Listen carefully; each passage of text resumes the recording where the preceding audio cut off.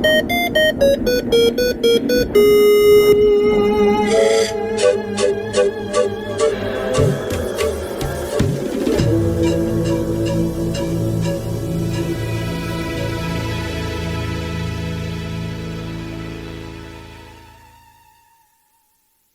future is you. Your passion, your imagination, your hard work. And now, with the help of Hypnospace, you have the tools and the time to make it a reality. Witness the dawning of a new world, where sleep time is no longer downtime. It's where the future is built. A future built by you. Hypnospace.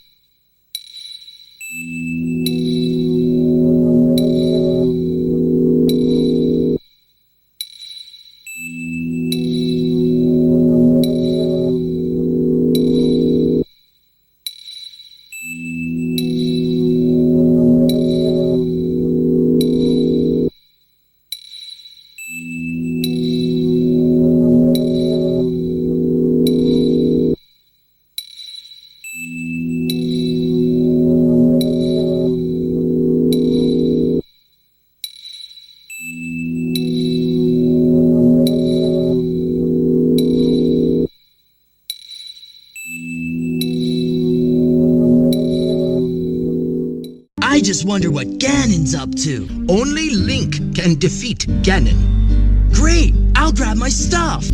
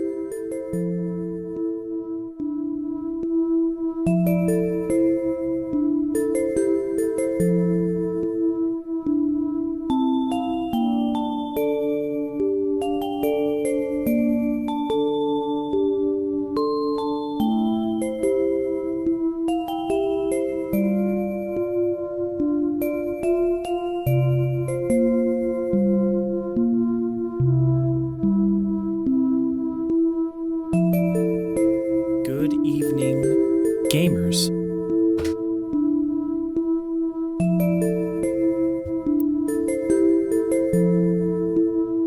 Thank you for listening to the third episode of Play It Loud.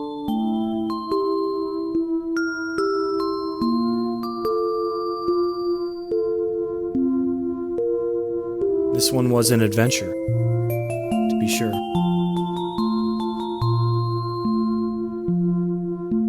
I kept it a little shorter than usual because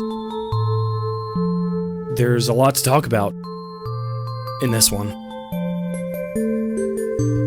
A lot of music, a lot of things that I've learned this week.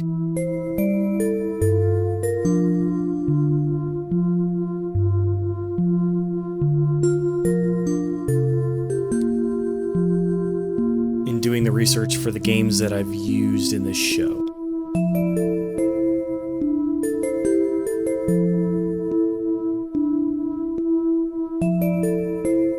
There's going to be a lot more talking in this one than previous episodes because there's just a lot of information. New bed music too from the game Digimon World 1. File City Night, because I don't think Toe Jam and Earl would really do the mood correctly going into like my back announcing.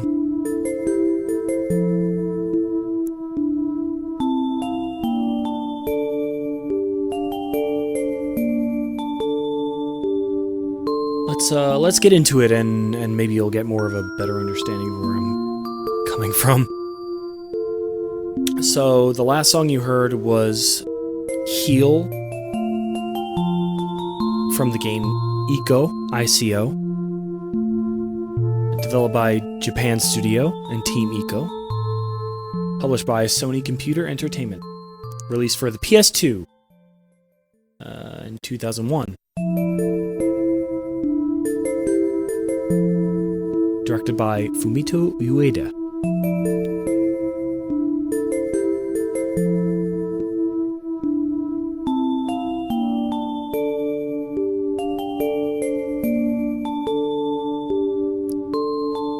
The soundtrack was by Michiru Oshima, Koichi Yamazaki, and Mitsukuni Murayama. Released February 20th, 2002.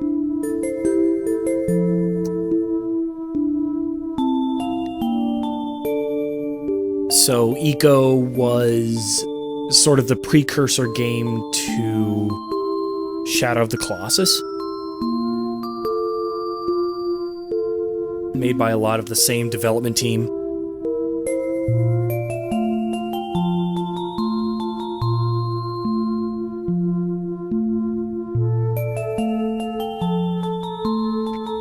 And it was a sort of simplified version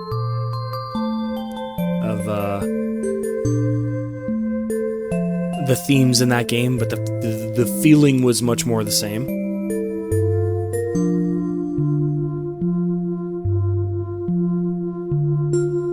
A more minimalist sort of feel of a boy meets girl concept. It was originally planned for the PlayStation 1, but it took so long that they had to release it for PS2.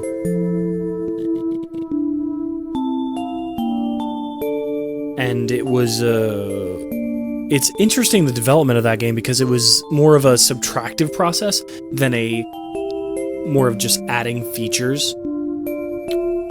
It's a what could we do without kind of mentality, which is classic minimalist way of design. How can we simplify it to its baser elements to sort of get what we want to express across? Alright, that's only the first game. Many, many more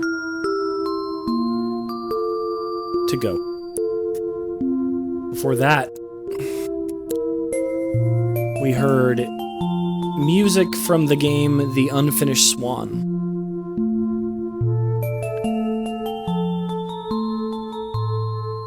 Which is a first-person adventure video game co-developed by Giant Sparrow and Santa Monica Studio for the PS3. Released October 2012 through the PlayStation Network.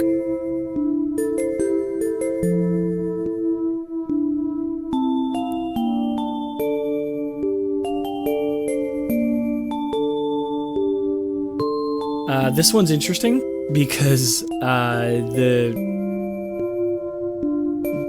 voice of the Lonely King in the game was by Terry Gilliam.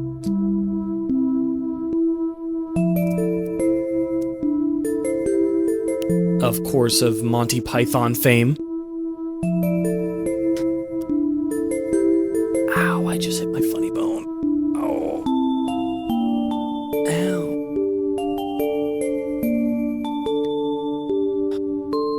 It released for Windows and iOS in September 2020. Play it. It's a very pretty game. Very pretty.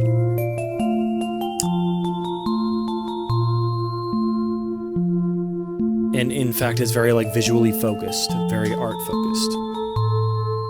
You like nice visuals and developing narrative, definitely check it out. The Unfinished Swan.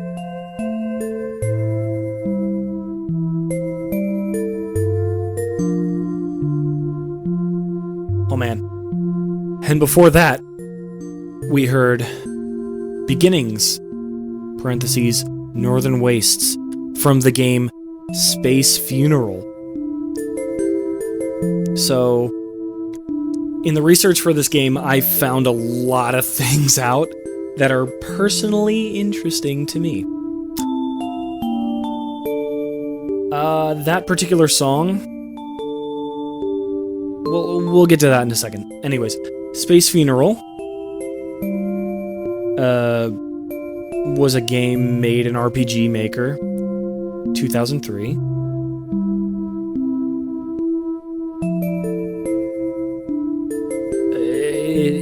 It's kind of got this crude art style and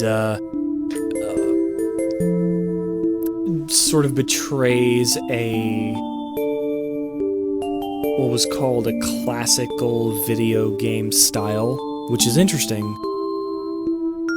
because there's a classical video game style and there's a way to betray that. I guess that's interesting to me.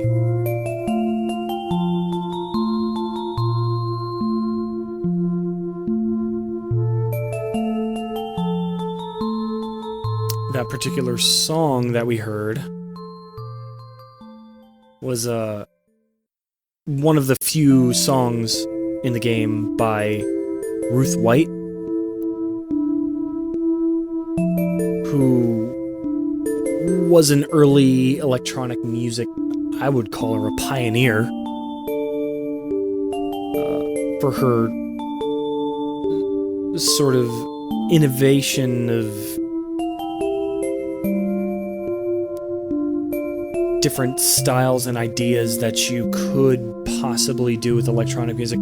She, to me, was one of the first people to understand the potential of electronic instruments and what they could express, the ideas that other instruments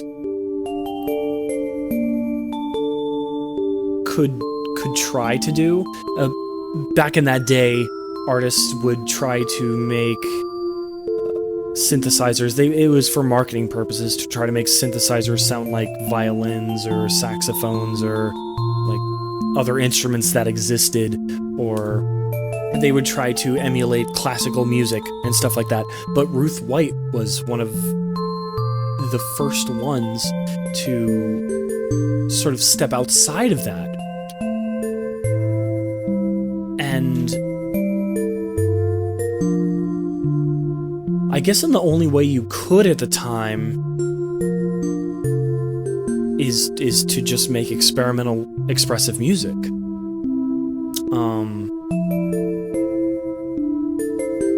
And it was at the time termed the new music in 1969. And her album Flowers of Evil, in which she would recite poems from Charles Baudelaire.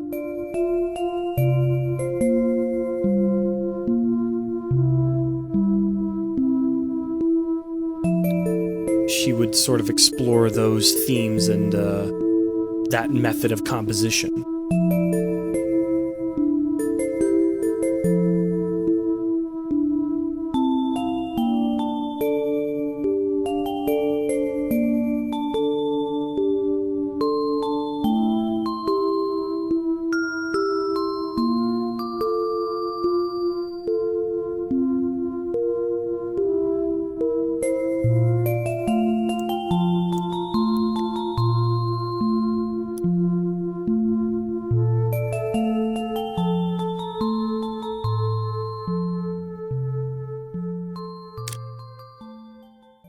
Alright, so I forgot to mention who developed Space Funeral. It was the Catamites.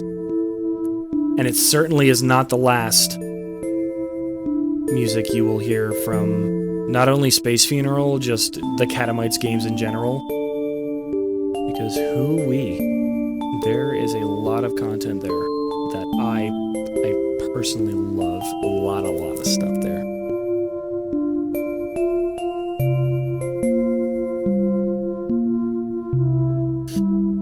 Before that, we heard When Kelley Hisses from the game Sluggish Morss, and I'm very proud to say that this is the second track that I used from developer Jack King Spooner.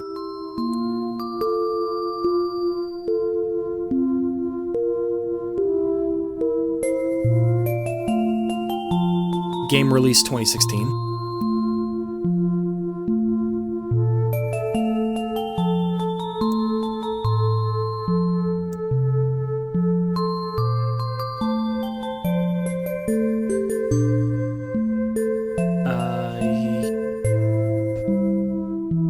So Jack would do a lot of the music for his own games, but for this one he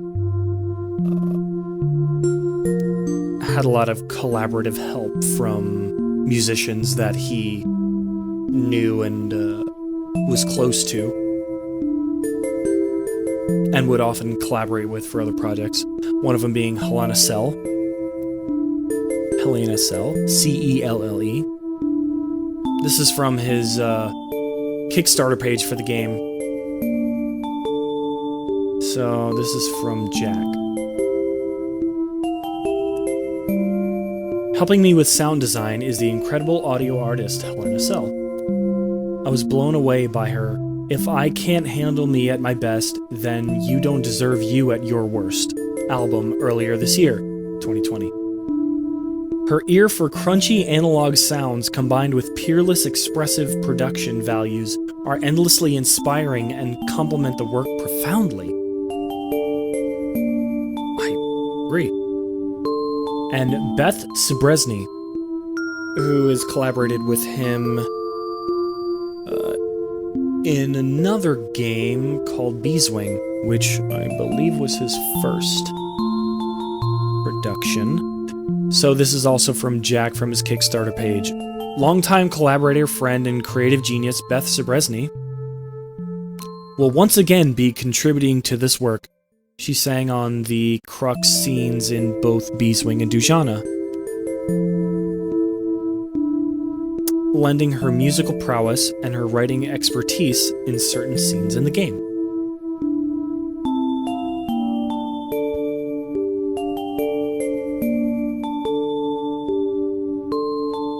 And thirdly, and I believe lastly... Actually, no. Okay. So, thirdly,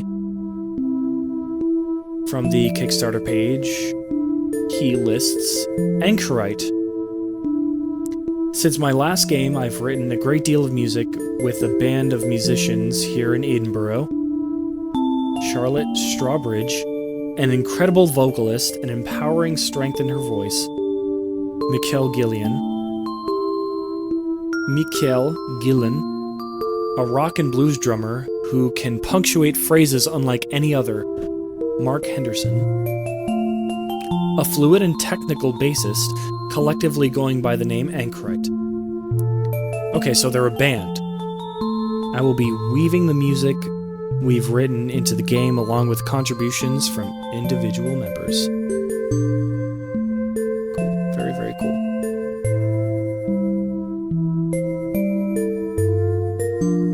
And Liz Lawrence. This is also from Jack from his Kickstarter page. Liz and I were in the same year at art college of my peers. She was among the most talented. Before disseminating a piece of art... Before disseminating a piece, a part of my mind would always go to, what would Liz think? She's gone on to do jaw-dropping things. Just look at this grab from Wikipedia. Goes on to say, Liz Lawrence is an English singer-songwriter and guitarist known for her solo work and being the half of the electro-pop duo Cash plus David. She has toured with Bombay Bicycle Club and supported Black Scouting for Girls and Annie DeFranco. Annie DeFranco, amongst others. Cool. Very, very cool. And if you go to the Kickstarter page for Sluggish Morss, you'll find the insane, wonderful process that he went through to design the visuals for this game. It really just blows my mind, the scope and depth and vision of this project. It really, like, a radio show doesn't, I feel like, is a limiting platform just because you're missing a lot of the entire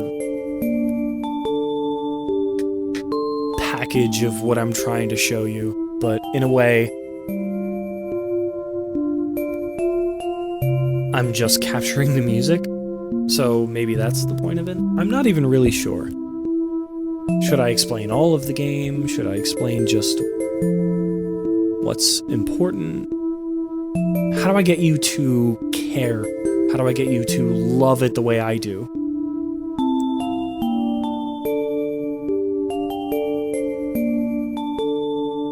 Other than just trying to guide you through the ways in which I've discovered these things. Sluggish Morss is sort of like a multimedia project where the game was handcrafted from clay and just found objects, I believe.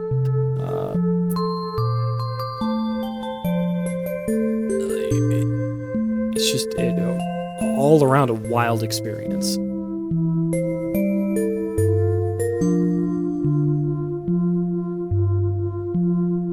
I'm just so excited. I have so much to show you, and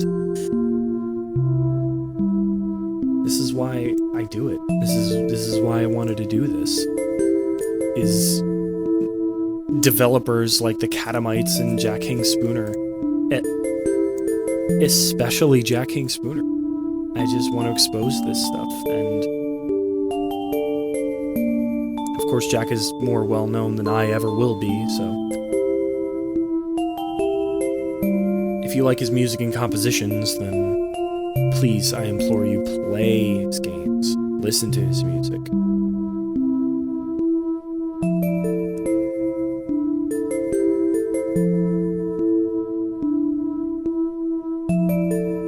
Before that, we heard music from the game The Neverhood called Clayman Shuffle.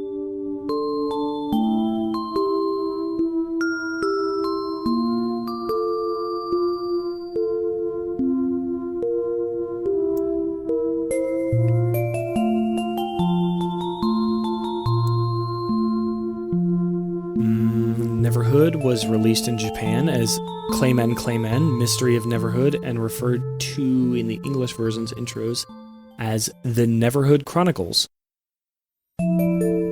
Released in 1996 as a point-and-click adventure game developed by Neverhood Incorporated. Published by DreamWorks Interactive for Microsoft and Windows. That game, again, was a hand-constructed claymation-type game.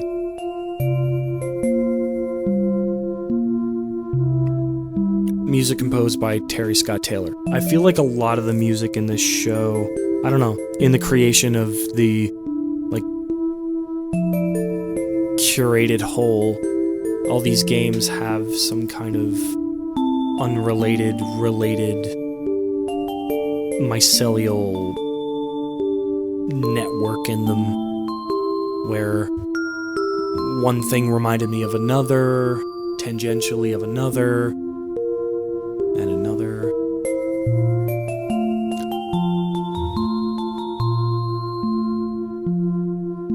And a lot of it was stuff that I've wanted to show for a long, long time, and stuff that's affected me very deeply.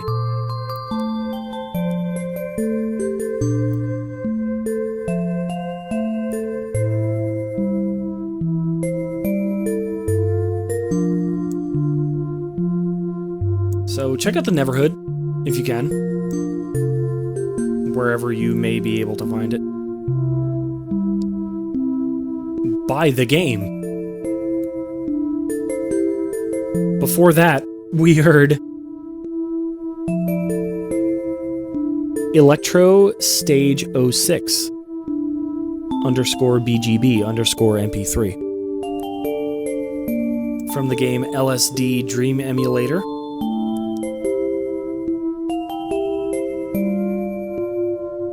Whoever may be listening may know a thing or two about it, because it kind of became popular in the, I guess, streaming and social media circles. But it was kind of an exploration game. Like, it was honestly one of the first, I guess, experimental games for the PlayStation. It was based on the dreams of the creator, and it was the game would be just you wander around these landscapes, and you would hear this wacky, farty, quacky music, and I love it.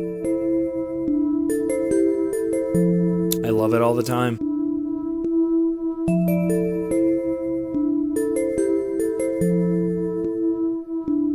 Programmed by Yoshinori Maeda. Art by Osamu Sato. Kazuhiro Goshima, Noboru Iizuka, composed by one of the artists, Osamu Sato.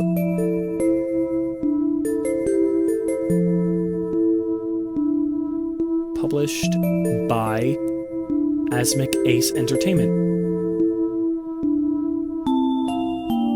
Player explores surreal environments without any objective. The player can only move and touch objects that will warp them to another setting.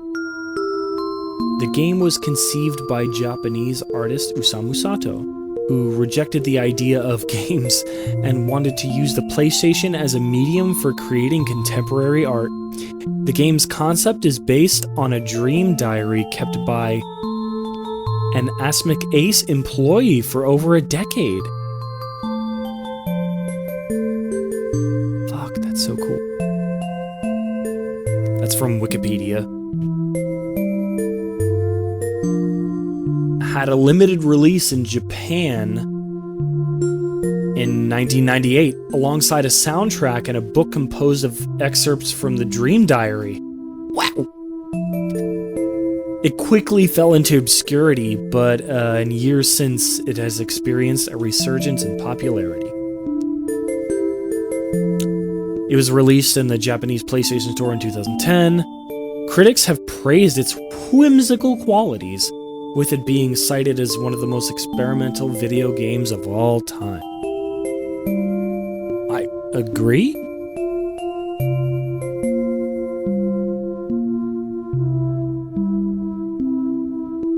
Although that may be dated, it's one of the first, certainly.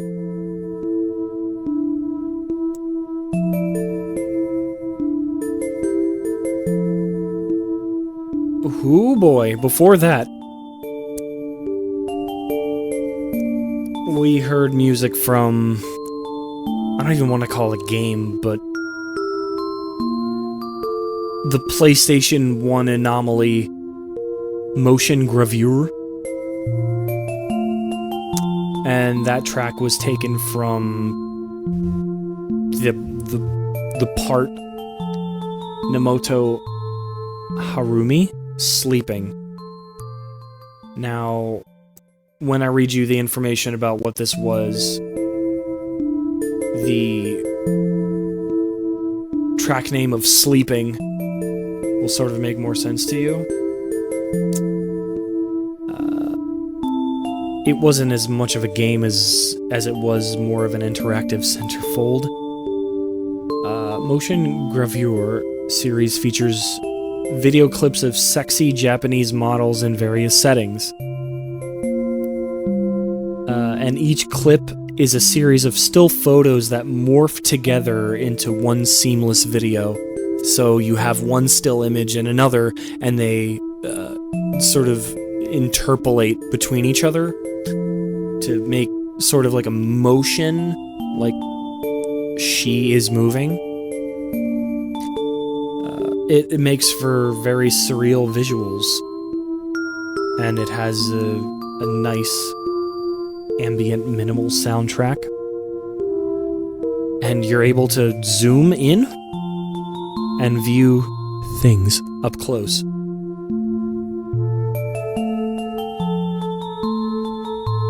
And I think you're able to like take screenshots.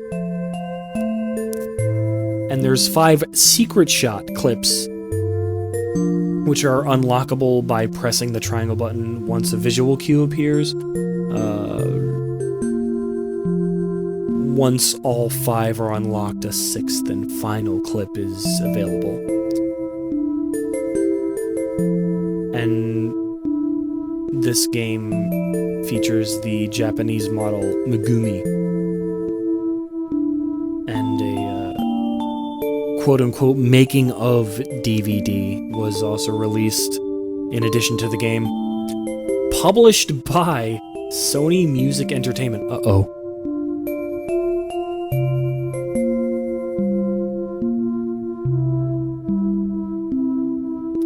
They come and get me. Sorry.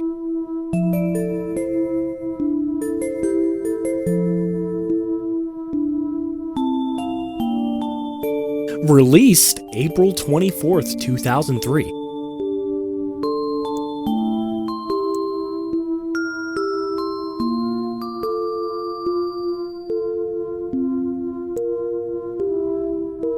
Before that, we heard music from Doshin the Giant, called The Barthes Island.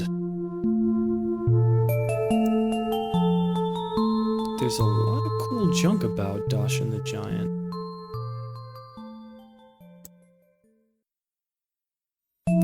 It was sort of a god simulation game where you play a big yellow giant.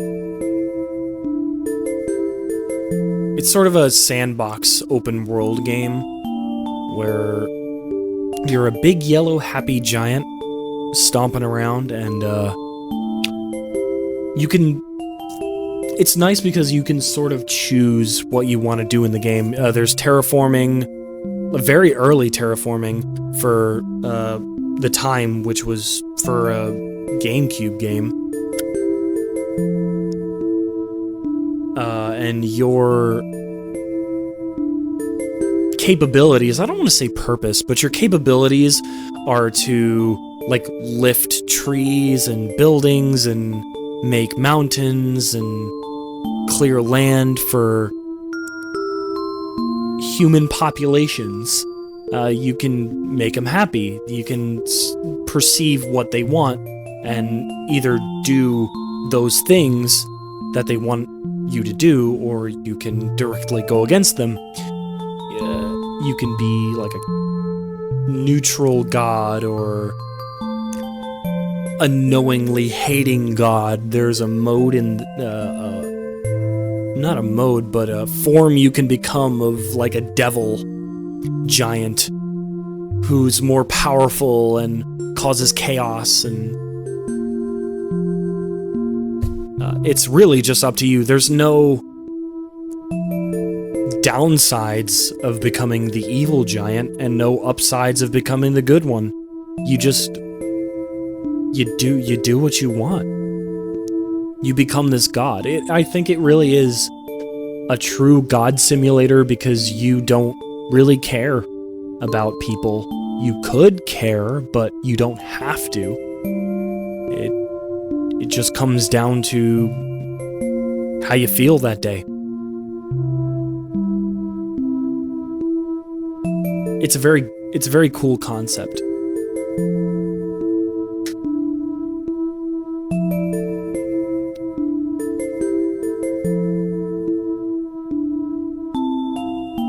Originally, it was released on the 64DD, which is a disk drive add-on for the N64, which regrettably was kind of unpopular. So naturally, Doshin and like all the other 64DD games were sort of forgotten, which is sad. Originally released in 1999 as a launch game disc for the 64DD. The soundtrack was by Tatsuhiko Asano and was released separately on CD by Media Factory early that next year, the year 2000. Both of them initially received positive reviews, and an expansion was released 5 months later, which I won't even try to say because it's a lot of Japanese.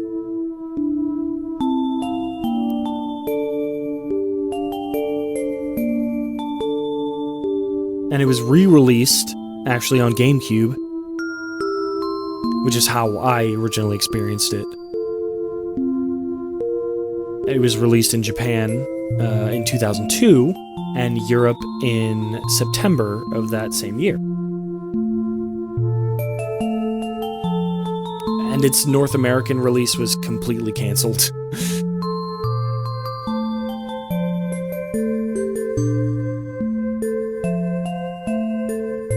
Yasuyuki Suzuki did the music for the expansion of that game, which you didn't hear, so it was kind of unnecessary to say so. B or that. You heard Coffee Club from the game Dujana. Again from the illustrious Jack King Spooner.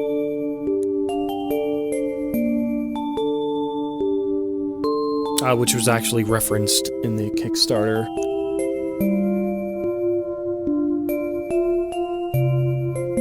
For Sluggish Morss. And this game deals with a lot of heavy themes about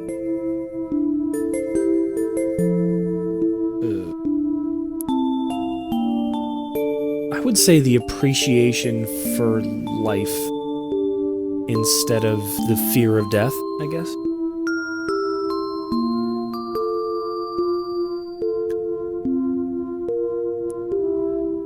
I think the download page for the game written by Jack really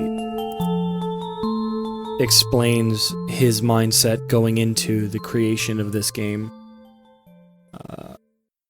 And you wouldn't really get this from playing the game, but it's kind of beautiful knowing that this is what informed that creation of the game and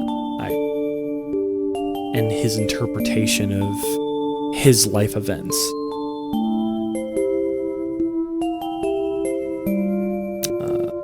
And I discovered this game at a very salient point in my life.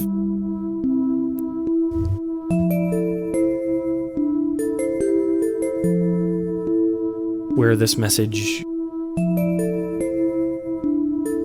made me think about things in a more humble way.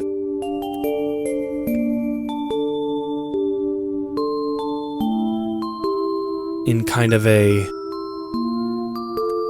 this is the end of a story, the end of a book, like this is the closing of somebody's story.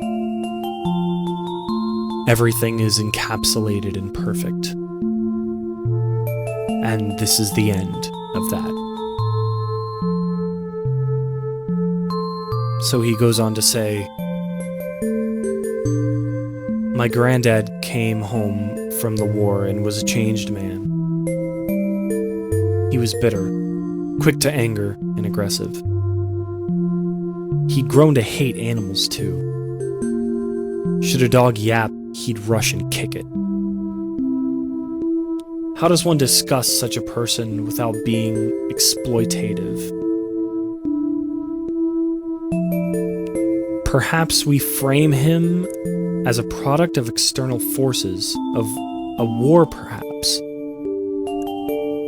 in effect making him blameless.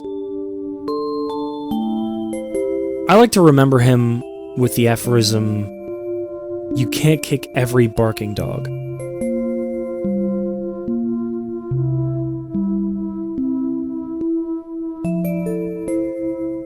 So that was sort of Jack's bookend to that full story and his experience with this person. And Dujana was the expression of all of this. Please go find it, go play it. Go listen to Ruth White.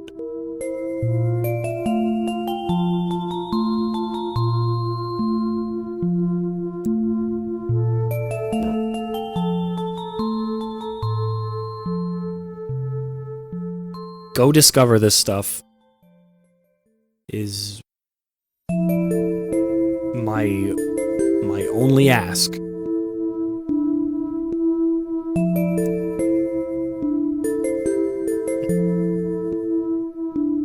For that, we heard music from Baba Is You. We heard the main theme from Baba Is You, which is a puzzle game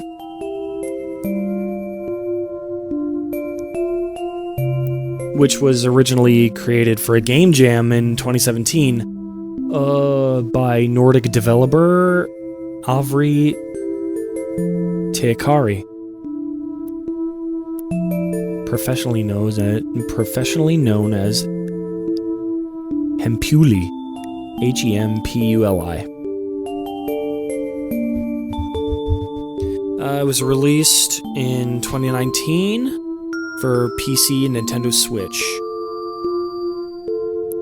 And it actually got a mobile release in 2021. Very cool. The game centers around the manipulation of the rules represented in the play area by movable tiles, which words are written on them in order to allow the player to reach a goal. So basically, you're creating a rule set for the game to work by.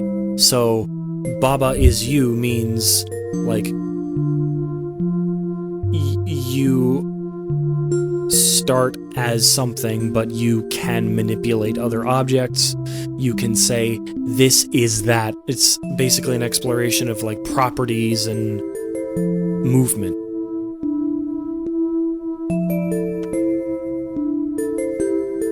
A free update called Baba Make Level was released in 2021, featuring over 150 new and previously unused levels. And a level editor with online sharing, so there's like a creator as well, like a Mario Maker for Baba Is You, which is really enticing. I feel like I'm not explaining the mechanics very well. It's a mind bend. It's a very, very clever puzzle game.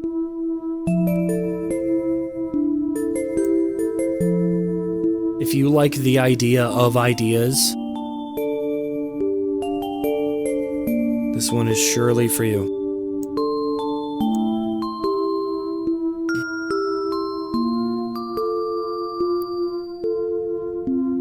First in that set, to open the show, we heard Tale of the Goldfish Carp from the game Chulip.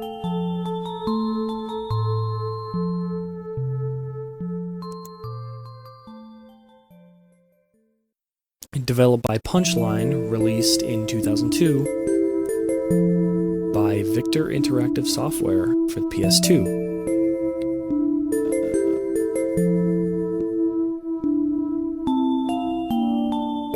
Released in North America by Natsume in 2007. That is a significant amount of time. And it was released in 2007 as a GameStop exclusive title. And it was given PS2 Classic status in 2012, exclusively in North America. It received significant delays.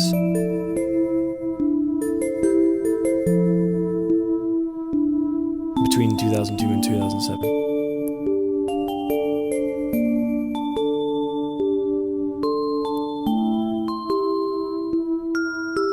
Chulip is like a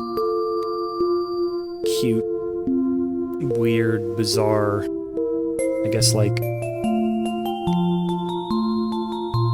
kissing simulator, I guess. The point of the game is to receive kisses from your sweetie.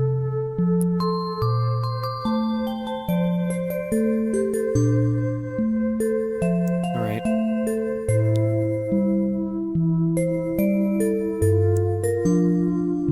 That'll wrap it up.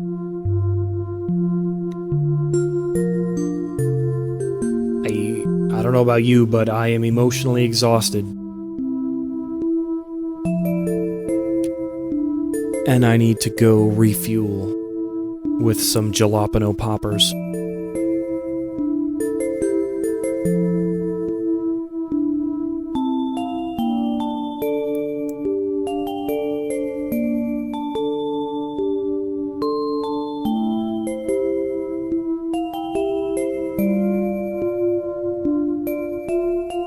I'll let this play for another 30 seconds or so. I'll fade out and go to the outro. Bye-bye.